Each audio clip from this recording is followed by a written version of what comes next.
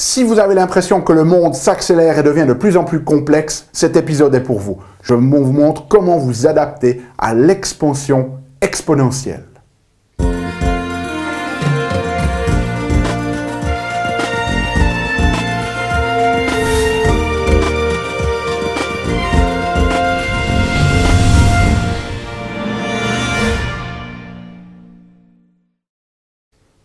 Parce que la vie est bien trop magique pour être petite et que nous avons tous besoin d'une prescription pour grandir en conscience et faire que nos rêves dévorent notre vie. Bonjour, je suis le Dr Yannick Pauly, bienvenue à un nouvel épisode d'Une Grande Vie. Vous le savez, chaque semaine dans ces épisodes, je vous propose de découvrir des stratégies pratiques pour grandir en conscience, qu'elles soient d'ordre physique, émotionnel, psychologique ou spirituel, parce que c'est cette conscience qui est au cœur d'une vie pleinement vécue et de notre évolution en tant qu'être humain. Alors j'aimerais commencer cet épisode qui a à voir avec l'expansion exponentielle de ce qui se passe dans notre société. J'aimerais commencer cet épisode par un tout petit exercice de visualisation. Je vais vous demander de simplement fermer les yeux et de penser à vos grands-parents. Et j'aimerais que vous imaginiez vos grands-parents et j'aimerais que vous imaginiez le téléphone qu'avaient vos grands-parents ou peut-être même vos arrière-grands-parents en fonction de votre âge, mais imaginez le téléphone qu'ils avaient chez eux. J'espère que peut-être vous arrivez encore à imaginer ces téléphones, vous savez, il faut aller tourner comme ça le doigt pour chaque numéro. Mais essentiellement, imaginez ce téléphone et posez-vous la question, combien de fois vos grands-parents, vos arrière-grands-parents ont changé de téléphone dans leur vie? Eh bien, la réponse, il y a de fortes chances que ce nombre soit très réduit. Peut-être qu'ils ont changé une fois, deux fois, peut-être trois fois, je ne sais pas, mais en fait, c'est très très réduit. Imaginons maintenant, on revient à notre époque, vous pouvez ouvrir les yeux et se dire, voilà, à quelle fréquence est-ce que l'on change notre téléphone, notre iPhone? Et si vous êtes vraiment dans la tendance, eh bien, vous allez très fréquemment changer de téléphone. La question, c'est combien de fois avez-vous déjà changé de téléphone dans votre existence? Eh bien, vous vous rendez compte que on ne garde pas notre téléphone toute notre vie, que maintenant, tous les 2 ans, peut-être même chaque année, maintenant peut-être même tous les 6 mois, on commence de changer notre téléphone. Hein. Les industriels ont compris la chose ici, ils produisent des nouveaux téléphones très très fréquemment. Donc on voit que les choses s'accélèrent. Okay? On est né et on a développé un cerveau dans un monde essentiellement linéaire, mais que depuis quelques temps, eh bien, les choses s'accélèrent et se font de manière exponentielle. Okay? Et cette exponentialité, cette multiplication, si vous voulez, des opportunités, eh bien, elle est de manière le plus flagrante au niveau de nos capacités à produire, par exemple, de l'information. Et si on prend des statistiques très intéressantes, si l'on prend l'humanité telle qu'on la connaît, l'homme ici, jusqu'en 2003, eh bien, l'humanité, elle a produit 5 exabits d'informations. Alors, c'est quoi 5 exabits? C'est un truc qui est très difficile à imaginer, mais c'est environ 1 fois 10 puissance 18 bits. Qu'est-ce que ça veut dire 5 exabits? Ben, c'est essentiellement la capacité qu'on aurait dans, je crois que le chiffre est environ 2 millions d'un ordinateur Mac standard de nos jours. Donc on voit qu'on a produit 5 exabits de le début de l'homme tel qu'on le connaît en 2003. C'est la quantité d'informations que l'humanité a produite. Maintenant, ce qui est juste absolument effarant, c'est que cette capacité elle est partie de manière exponentielle. Et en 2013, okay, on produisait ces 5 exabits tous les 10 minutes. Et c'est prévu que d'ici 2040, ces 5 exabits, ils soient en fait produits chaque seconde pour chaque personne de l'humanité. Donc on voit que l'information, la quantité d'informations que l'on produit augmente de manière exponentielle, comme ça se multiplie de manière très rapide. En fait, au point où en 2045, il y a ce que les scientifiques appellent le point de singularité, c'est-à-dire le moment où un ordinateur qui coûte 1000 francs sera 1 milliard de fois plus intelligent que toute l'humanité réunie. C'est un point où en fait l'intelligence artificielle sera plus intelligente, sera une forme plus intelligente, sera plus capable de s'adapter à la Terre que l'intelligence humaine. C'est aussi ce point de singularité, un point où tout s'accélère tellement qu'on ne pourra plus prédire ce qui va se passer dans l'avenir. Donc on voit que les choses sont en train de se multiplier, d'augmenter de manière phénoménale. Et ce qu'il faut se rendre compte, c'est que si vous avez un iPhone aujourd'hui ou un autre téléphone portable dans votre main, vous avez plus de capacité computationnelle que ne l'avait l'homme le plus puissant du monde, le président des États-Unis, il y a 50 ans. Donc les choses s'accélèrent. Et en même temps, eh bien, ça crée une énorme souffrance parce que notre système nerveux, notre cerveau, lui, s'est développé il y a environ 40 à 50 000 ans, sur plusieurs millions d'années, mais depuis 40 à 50 000 ans, il a très peu changé. Donc il s'est développé dans une période très linéaire, et donc on imagine que, voilà, ma vie, hein, voilà où je vais me trouver. Ok ?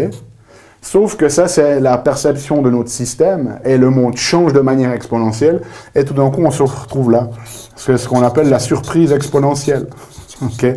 C'est-à-dire que, finalement, notre système prévoit que les choses vont continuer d'être comme elles le sont, mais qu'en fait, que les choses, elles, vont continuer de changer de manière exponentielle. Et ça crée énormément d'anxiété, ça crée énormément de problèmes pour notre société, parce que notre système nerveux, lui, il n'est pas adapté à cette rapidité d'expansion, à cette rapidité de multiplication. Donc, ça veut dire que de nombreuses personnes sont laissées sur le carreau. Actuellement, au niveau des statistiques, on est une personne sur 5 qui est en burn-out complet. Il y avait une dizaine d'années, encore 20% de la population qui disait ne jamais être stressé. Aujourd'hui, ce n'est plus que 10%. Donc, ça veut dire que 90% des gens sont quasiment tout le temps stressés. Donc, la question, c'est qu'est-ce que l'on peut faire pour parer, pour mieux s'adapter à cette expansion exponentielle. Et une stratégie ici que je vais vous proposer, c'est que si l'on prend cette multiplication de l'information, de l'accès aux richesses, de l'abondance, etc., eh bien, vous pouvez avoir 2 rôles ici dedans. Le premier, c'est un rôle de consommateur. Okay. De consommateur. Et peut-être que vous l'êtes déjà, si on regarde, si je prenais là, que je venais, que hop, je prenais votre téléphone et que je regardais le nombre d'applications qu'il y a sur votre téléphone portable, eh bien, on va voir que vous consommez énormément des produits et des services qui ont été créés par cette multiplication de cette intelligence artificielle, par cette multiplication des capacités computationnelles, par cette multiplication de l'abondance dans notre monde.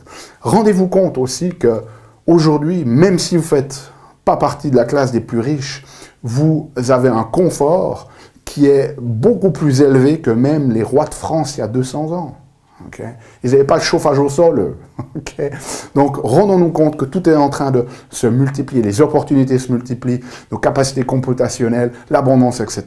Donc, le premier rôle que vous pouvez avoir, c'est vraiment un rôle de consommateur où vous consommez les choses. Et ça, c'est un rôle extrêmement dangereux parce qu'il y a finalement de plus en plus d'opportunités à consommer, et on sait qu'au niveau de notre état d'esprit, au niveau de notre cerveau, ça devient problématique. Lorsque l'on a trop de choix, lorsque l'on a trop d'opportunités, eh bien notre système gèle un peu, hein, c'est comme s'il se paralyse. Et on sait, il y a des études qui montrent, par exemple, si vous allez dans un magasin et que vous cherchez de la confiture et que vous avez 2 choix, eh bien vous allez choisir un des 2 et l'acheter.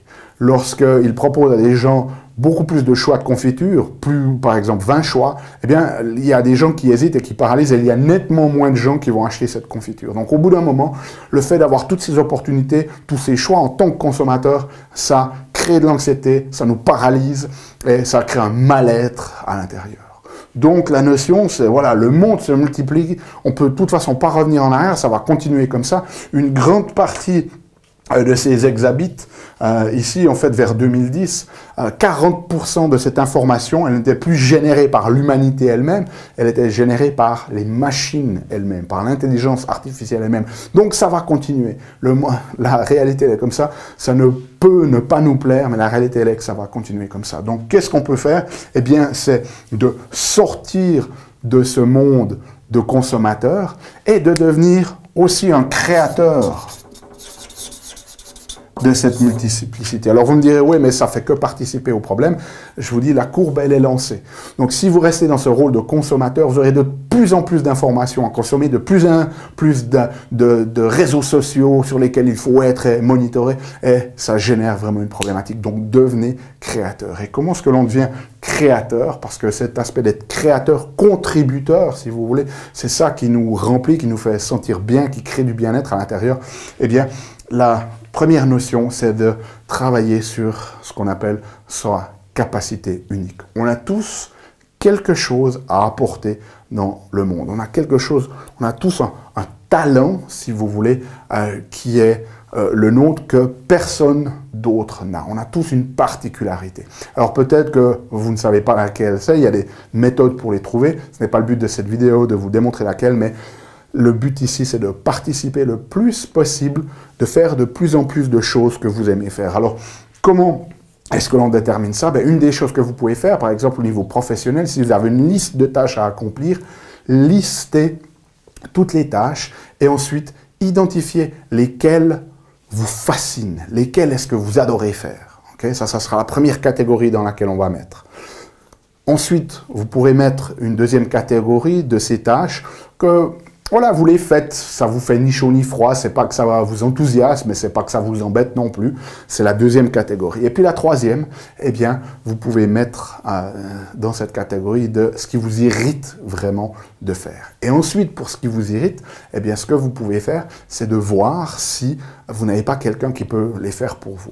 Alors, si vous travaillez dans un job, ben, vous allez peut-être voir que si vous avez un poste bien défini et que certaines tâches, vous n'aimez pas les faire, vous allez peut-être voir que d'autres personnes sur votre poste de travail, elles, ces tâches-là, elles adoreraient les faire. Et que eux, sur leur liste, elles ont peut-être des choses qu'elles n'aiment pas faire, que vous, ça ne vous poserait pas de problème de faire, ou peut-être que ça vous fascine même de faire. Et être créateur, eh bien, ce n'est pas nécessairement de rester juste dans cette structure que l'on vous a imposé de l'extérieur, mais de prendre cette initiative de définir pour vous quelle est votre capacité unique, ce que vous adorez faire, ce que vous êtes neutre et ce qui vous irrite, et de faire de même avec vos collègues, par exemple, et de voir que s'il y a des choses qui vous irritent à vous, mais que vos collègues adorent faire, et vice-versa, eh bien que vous pouvez prendre l'initiative de proposer, par exemple, à votre patron, d'intervertir certaines de ses fonctions. C'est ça, être créateur. Être créateur, c'est aussi, s'il y a des choses que vous faites de manière régulière et que, mettons, vous mettez du temps à faire, que ça vous prend 1 ou 2 heures par semaine à faire, eh bien que peut-être il existe maintenant une application ou un système électronique qui vous permettrait de faire ça en 10 minutes. Alors voilà, vous êtes payé pour faire ces tâches, donc vous ne vous posez pas la question, vous le faites, mais être créateur, être multiplicateur, ça serait de se dire, tiens, ces choses-là, elles sont vraiment répétitives, je vais prendre un peu de temps en dehors de mon travail pour voir si on peut être finalement plus contributeur là-dedans, de se dire, voilà, j'ai maintenant un système que je peux utiliser qui va me faciliter et de revenir sur votre poste de travail, de vous proposer à votre chef de dire, écoutez, ça me prend 2 heures ici, j'ai trouvé un système qui pourrait le faire en 1 demi-heure, qui ne nous coûte pas plus cher, et on pourrait reprendre une partie du temps que j'ai passé pour le mettre sur quelque chose de plus de valeur. Et la troisième chose que vous pouvez faire pour être contributeur, créateur dans cette multiplicité, dans cette tendance expansion exponentielle, eh bien, c'est vraiment d'identifier quelles sont les 3 choses où vous apportez le plus de valeur. Alors, ça peut être sur votre poste de travail, quelles sont vraiment les 3 choses qui apportent le plus de valeur à votre employeur, mais ça peut être aussi dans votre vie professionnelle. Quelles sont les 3 choses que vous faites qui apportent le plus de valeur à votre vie, à vous, à votre époux ou votre épouse, à vos enfants, etc. Et de finalement vous focaliser, de mettre l'intention sur faire de plus en plus de ces 3 choses qui sont les plus importantes et de moins en moins de toutes ces choses qui sont périphérique et superficiel. Si vous commencez d'aborder votre vie de cette manière, eh bien vous allez voir que ce mouvement de multiplicité, ce mouvement de multiplication et d'expansion exponentielle qui est inarrêtable, eh bien vous n'allez plus être, si vous voulez, trimballé par le courant de ce mouvement lorsque vous n'êtes qu'un consommateur, mais lorsque vous êtes un créateur à l'intérieur de ce mouvement, eh bien ça va vous apporter un sentiment finalement de complétude, de plénitude, alors que ce qui en reste que dans ce rôle de consommateur, eh bien ça amène énormément d'anxiété, de frustration et de mal-être. Okay? Prenez ces concepts, mettez-les en application. Si vous avez besoin de les revoir, vous avez accès à la transcription de cet épisode sur notre site unegrandevie.com. Nous, on se retrouve la semaine prochaine pour un nouvel épisode. Laissez-moi savoir dans les commentaires comment ça marche pour vous et souvenez-vous, aimez la vie, émerveillez-vous et contribuez chaque jour un petit peu plus.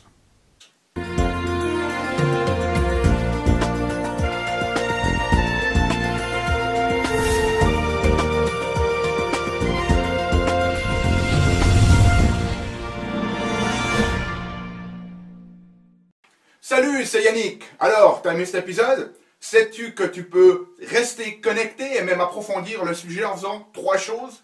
La première, tu peux t'inscrire à mon compte YouTube. De cette manière, tu vas recevoir, tu seras informé des prochains épisodes. La deuxième chose que tu peux faire, c'est approfondir le sujet grâce à ce DVD, les 7 clés d'une grande vie. Il est complètement gratuit. C'est le DVD d'un atelier que j'ai fait de 2 heures environ qui explique les bases de la méthodologie et qui vous donne des exercices pratiques dans la méthodologie Une Grande Vie. Donc il est gratuit. Tout ce que tu as à faire, c'est cliquer sur le lien. Et troisième chose, eh bien, je t'invite à me rejoindre sur mon blog où tu trouveras la transcription de cet épisode et aussi où tu peux t'inscrire, laisser ton email afin que je puisse t'envoyer les prochains épisodes. Donc moi, je t'invite vraiment à recevoir ce DVD puisqu'il est gratuit. À bientôt.